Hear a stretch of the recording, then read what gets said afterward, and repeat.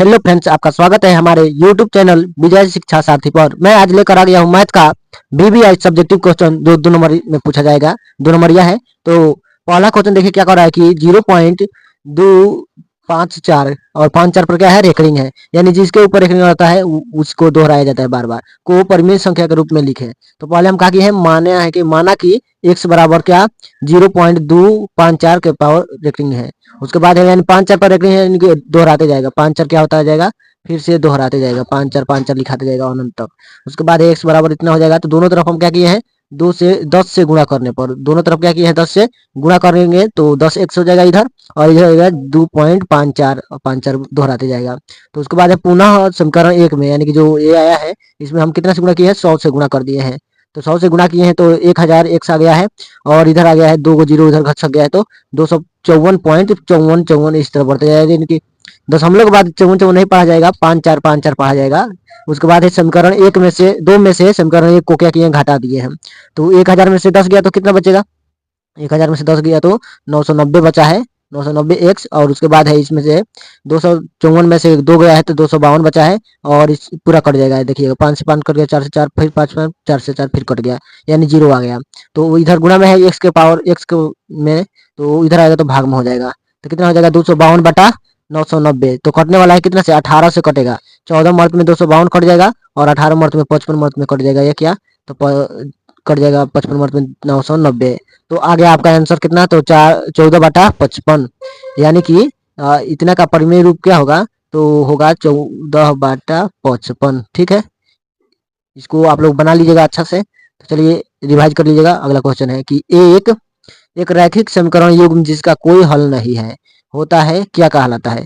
तो जिसका कोई हल नहीं होता है वह विरोधी समीकरण या असंगत समीकरण कहलाता है। ठीक है, यानी कि जिसका कोई भी हल ही नहीं निकले तो क्या होता है, उसके लिए असंगत समीकरण होता है। इसके लिए क्या होता है, तो a1 बराबर होता है a2 बराबर होता है b1/b2, और बराबर नहीं होता है c1/c2। ठीक है, यानी कि इसके लिए असंगत हल होगा, कोई हल नहीं होगा इसका, कोई हल नहीं है तो ये होता है। उसके बाद चलिए अगला का है कि सिद्ध करे कि √2 एक अपरिमेय संख्या है। तो अपरिमेय संख्या है तो ये तो तय है, लेकिन हम लोग को सिद्ध करना है। तो माना कि √2 एक परिमेय संख्या है, पहले मान लेते हैं। तो अब क्या करेंगे, तो p परिमेय संख्या होता है तो किसके रूप में होता है, p/q के रूप में, यानी कि अंश बटा हर के रूप में। तो p/q बराबर क्या हो जाएगा, √2, और p का है पूर्णांक है, pq क्या है, पूर्णांक है एक। तो दोनों तरफ क्या किए हैं, वर्ग किए हैं हम। दोनों तरफ वर्ग करने पर क्या हो गया है, तो pq का स्क्वायर हो जाएगा p/q का, और उसके बाद √2 का स्क्वायर होगा। तो √2 का स्क्वायर होता है तो रूट कट जाता है किससे, तो स्क्वायर से कैंसिल हो जाता है। क्यों कैंसिल हो जाता है, तो रूट का मतलब होता है 1/2। जब इसका गुणा करेंगे 2 से तो 2 से 2 कट गया, यानी कि कैंसिल हो गया। तो √2 कट गया तो 2 आ गया। उसके बाद है इसी तरह लिख देंगे। तो लिखेंगे चूंकि किसी भी पूर्णांक संख्या का वर्ग 2 नहीं होता है, 2 नहीं होता है, यहाँ विरोधाभास हो रहा है।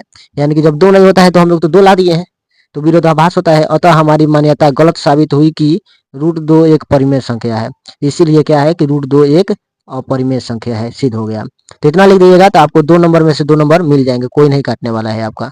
चलिए अगला पर चलते हैं। उसके बाद है p के किस मान के लिए रैखिक समीकरण युग्म का अद्वितीय हल है। तो समीकरण आपको दिया है 2x + 2y + 2 = 0, और 4x दिया है प्लस py। देखिए यहाँ पे p का मान पूछ रहा है, तो py + 8 = 0। तो p के किस मान के लिए, तो p का मान पहले निकालेंगे। तो इसमें होगा a1 बराबर क्या हो जाएगा 2, और b1 बराबर क्या हो जाएगा 2 हो जाएगा। c1 बराबर भी 2 हो जाता है, तो c1 का काम नहीं है इसलिए नहीं लिखे हैं। यहाँ पे a1 बराबर 2 है, और b2 बराबर a2 बराबर इसमें क्या होगा 4 होगा, और इसमें b2 बराबर क्या होगा p होगा, और c2 बराबर 8 होगा, तो उसको जरूरत नहीं था तो नहीं लिखे हैं। तो चूंकि हम जानते हैं कि अद्वितीय हल होने के लिए a1 बराबर बटा b1 बराबर नहीं होता है, बराबर नहीं होता है, इसका मतलब क्या है, बराबर नहीं होता a2/b2 के। तो बराबर नहीं होता है तो उसका मान रख देंगे, इधर रखेंगे। a2 का मान भी, a1 का मान 2 है, और b1 का मान भी 2 है, और a2 का मान 4 है, और b2 का मान p है। तो इधर से कट गया और इधर गया तो p गुणा हो जाएगा एक में, तो कितना हो जाएगा, p बराबर नहीं होगा 4। अतः 4 को छोड़कर p के सभी मानों के लिए क्या होगा, इस समीकरण का युग्म अद्वितीय हल होगा। यानी आपको पूछा है कि किस मान के लिए, p के किस मान के लिए अद्वितीय हल होगा, तो p 4 को छोड़ दीजिए, 4 को हटा दीजिए, बाकी जितने भी पूर्णांक है सबके लिए क्या हो जाएगा, ये सही हो जाएगा, अद्वितीय हल हो जाएगा। तो उसके बाद है 5 नंबर क्वेश्चन। आपको कह रहा है कि साइन स्क्वायर 63 डिग्री और प्लस साइन स्क्वायर 27 डिग्री, और बट्टा में है सबका कि साइन कॉस स्क्वायर 17 डिग्री और कॉस स्क्वायर 63 डिग्री। तो देखिए इन दोनों को जब स्क्वायर में है तो ये पूरा का स्क्वायर लिख दिए होल स्क्वायर मैंने पूरा का। उसके बाद है साइन 27 का पूरा का स्क्वायर लिख दिए हैं, कॉस 17 का है पूरा स्क्वायर लिख दिए और कॉस 73 का है पूरा का स्क्वायर लिख दिए। तो इसमें से हम लोग कोई एक को बदल देना है, कोई को बदल देना है। तो साइन 63 को छोड़कर साइन 27 को हम बदल दिए हैं, 90 माइनस 63 कर दिए हैं तो 27 ही आने वाला है। 90 में से 63 जाएगा तो कितना बचेगा, 27 ही बचने वाला है। और इसमें बदल दिए हैं 73 को, यानी कि 90 माइनस 17 करेंगे तो 73 आ जाएगा। तो एक सूत्र होता है साइन 90 माइनस थीटा बराबर क्या होता है कॉस थीटा, और कॉस 90 माइनस थीटा बराबर क्या होता है तो साइन थीटा होता है। इतना याद है तो बन जाएगा सवाल एकदम आराम से। तो देखिए इसको साइन 63 डिग्री हो गया और एक इस सूत्र से इसका मान कितना हो गया कॉस 63 डिग्री, स्क्वायर हो गया, स्क्वायर है तो स्क्वायर लगा दिए हैं। उसके बाद है इसका स्क्वायर है और इसका कॉस 90 माइनस थीटा बराबर क्या होता है साइन थीटा, यानी कि साइन 70 डिग्री। और एक सूत्र होता है sine square theta plus cos square theta बराबर 1 होता है। जब थीटा समान हो, क्या हो थीटा समान हो, इसमें भी 63 डिग्री है इसमें भी 63 डिग्री है, तो इसका मान कितना आ जाएगा 1 आ जाएगा। इसमें भी 17 डिग्री है इसमें भी 17 डिग्री है, तो दोनों का मान कितना आ गया 1 आ गया। 1/1 यानी कि 1 आपका आंसर हो जाएगा। चलिए अगला पर चलते हैं। उसके बाद सिद्ध करना है कि रूट अंडर 1 माइनस साइन ए बट्टा में है 1 प्लस साइन ए बराबर किसका होगा सेक ए और माइनस टेन ए के। तो इसमें एलएचएस को लेंगे हम, एलएचएस को इधर वाला और उसको क्या करेंगे हर परिमेयकरण कर दिए हैं अंदर ही। तो हर परिमेयकरण करेंगे तो हर परिमेयकरण में क्या होता है जितना नीचे प्लस में रहता है तो उसको अपोजिट माइनस वाला से गुणा कर दिया जाता है ऊपर नीचे दोनों।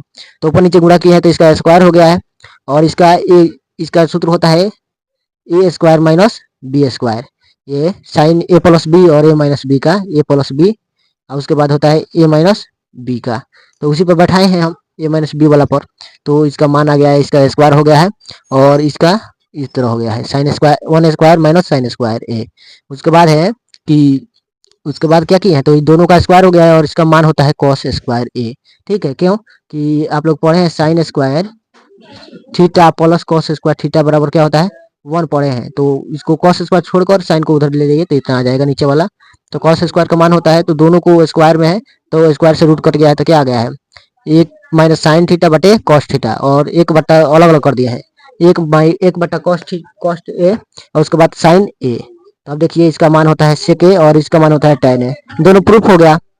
आपका 7 नंबर क्वेश्चन है कि साइन थीटा बटे 1 प्लस कॉस थीटा, और उसके बाद है 1 प्लस कॉस थीटा बटे साइन थीटा बराबर कितना सिद्ध करना है हमको 2 कॉसेक थीटा।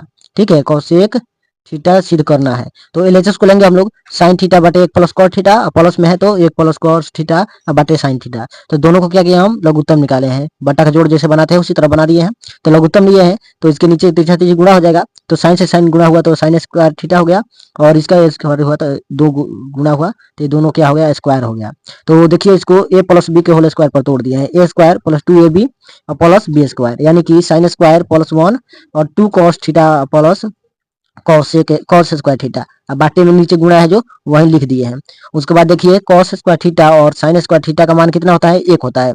तो 1 होता है तो इसके जगह पर दोनों जगह पर 1 लिख सकते हैं हम, तो लिख दिए हैं 1। देखिए यहाँ पे क्या किया है तो 1 लिख दिए हैं और उसके बाद 1 इसमें था 1 ये लिख दिए हैं, और उसके बाद है 2 कॉस थीटा लिख दिए, उसके बाद इतना है नीचे वाला लिख दिए हैं। अब देखिए दोनों तरफ से इसको जोड़ेंगे तो 2 हो जाएगा, 2 प्लस भी है 2 कॉस थीटा, क्या है कॉस थीटा। तो दोनों में 2 है तो 2 कॉमन ले लिए हैं, 2 कॉमन लिया तो कितना आ गया है 1 प्लस कॉस थीटा, और बाटा में है फिर 1 plus cos theta into sine theta. तो cos 1 plus cos theta 1 plus cos theta से क्या हुआ है कट गया है, तो बचा है 2 बटा साइन थीटा, और 1 बटा साइन थीटा का मान कितना होता है देखिए यहाँ पे सूत्र भी लिख दिया कि आपको कोई भी गड़बड़ी नहीं होने देंगे। तो 1 बटा साइन थीटा बराबर क्या होता है कॉसेक थीटा, यानी कि 2 कॉसेक थीटा आपका आंसर प्रूफ हो गया, यानी कि आरएचएस क्या हो गया प्रूव्ड हो गया। ठीक है, तो चलिए अगला पे चलते हैं।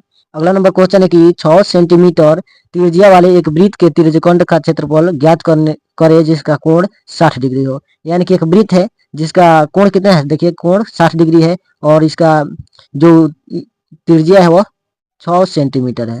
कितना है 6 सेंटीमीटर, तो हम जानते हैं कि त्रिज्यखंड का क्षेत्रफल क्या होता है तो थीटा बटे 360 पाई आर स्क्वायर होता है। तो यहाँ आर बराबर कितना है 6 सेंटीमीटर और थीटा बराबर कितना है तो 60 डिग्री। तो उसका जगह पर रख देंगे हम लोग मान, जब रखेंगे तो क्या होगा तो 60 बट्टे क्या हो जाएगा 60 बटे 360, और पाई की जगह पाई रख दिए और आर की जगह पर 6 रख दिए हैं, तो 6 का स्क्वायर हो गया। और ये कटा है 6 मर्त में, यानी कि 60 कितने मर्त में कटेगा 360 6 मर्त में कटा है, और फिर 6 कटा है किसके तो ये एक 6 कर गया है, यानी कि 6 पाई cm स्क्वायर हो गया, यानी कि त्रिज्यखंड का क्षेत्रफल का मात्रक होता है सेंटीमीटर स्क्वायर या मीटर स्क्वायर, ऐसा ही होगा। जब सेंटीमीटर में होगा तो सेंटीमीटर में, और मीटर में होगा तो मीटर में। उसके बाद ये तो ये का आंसर हो गया, लेकिन आपको पाई का मान भी रख सकते हैं। तो कितना आ जाएगा, पाई का मान देखिए एक बार रख दिए हैं तो आ गया 132/7 सेंटीमीटर स्क्वायर। आपका आंसर यही इस तरह बना दीजिएगा तो एक भी नंबर आपको कटने वाला नहीं है, पूरा फुल में फुल मार्क्स मिलेगा। उसके बाद चलिए अगला नंबर है कि दो संख्याओं के वर्गों का अंतर कितना है, 180 है। छोटी संख्या का वर्ग बड़ी संख्या का 8 गुना है, तो दोनों संख्याओं का ज्ञात करना है आपको। तो पहले हम क्या किया है, माना कि बड़ी संख्या क्या है, x है, तथा छोटी संख्या क्या है तो y है, और शर्त दिया है कि छोटी संख्या का वर्ग बड़ी संख्या का 8 गुना है, यानी कि छोटी संख्या y का स्क्वायर किसके बराबर है, तो छोटी संख्या यानी x के 8 गुना है। एक समीकरण प्राप्त हो गया। उसके बाद शर्त से कह रहा है कि दोनों संख्याओं का वर्गों का अंतर कितना है, तो 180 है। देखिए यहाँ पे दिया है दोनों संख्याओं के अंतर, वर्गों का अंतर 180 है। तो दोनों संख्या का वर्ग कर दिए हैं, यानी कि x का स्क्वायर कर दिए और माइनस में y का स्क्वायर कर दिए बराबर 180। अंतर मतलब होता है घटाव, ठीक है। उसके बाद y स्क्वायर का मान कितना है, 8x है, तो 8x रख दिए यहाँ पे, और 180 को इधर प्लस में तो इधर आए तो माइनस में हो गया है, और इसको तोड़े हैं। तो तोड़ने का नियम होता है कि जो होता है b को तोड़ा जाता है, तो b को जोड़ या घटाव करके लाना होगा हमको -8, और जो तोड़ेंगे जिसमें उसको गुणा करने पर आना चाहिए c, यानी 180 आपको आना चाहिए। तो इस तरह तोड़े हैं 180 लाने के लिए, तो 18 और 10 में टूटा है, और 10 माइनस में है 18 और प्लस में है 10, तो -8, 18 में से 10 किया तो कितना बचेगा, -8 बचेगा। तो उसके बाद है कि 180। अब देखिए इसको क्या किए हैं, इसको किए हैं हम कि इसमें को तोड़ दिए हैं एक्स स्क्वायर, अब -8 को -18 प्लस 10 में और -180 में। तो उसके बाद क्या हो गया, एक्स इसमें से कॉमन लिए हैं तो एक्स -18 बचा, और इसमें से 10 कॉमन लिए हैं तो 10 एक्स -18 बचा है। तो दोनों में एक्स -18 यहाँ पर भी है, यहाँ पर भी है, तो दोनों एक जगह हो जाएगा, और जो बाहर है वो एक जगह हो जाएगा, बराबर में 0, इधर 0 है तो 0। उसके बाद में दोनों को एक तरफ रखा जाता है एक बार, यानी कि एक्स -18 को एक बार 0 करेंगे, और उसके बाद एक बार एक्स प्लस 10 को करेंगे, ठीक है। तो उसके बाद देखिए यहाँ पे x -18 आ गया, x बराबर 18 आ गया, x -18 10 आ गया है।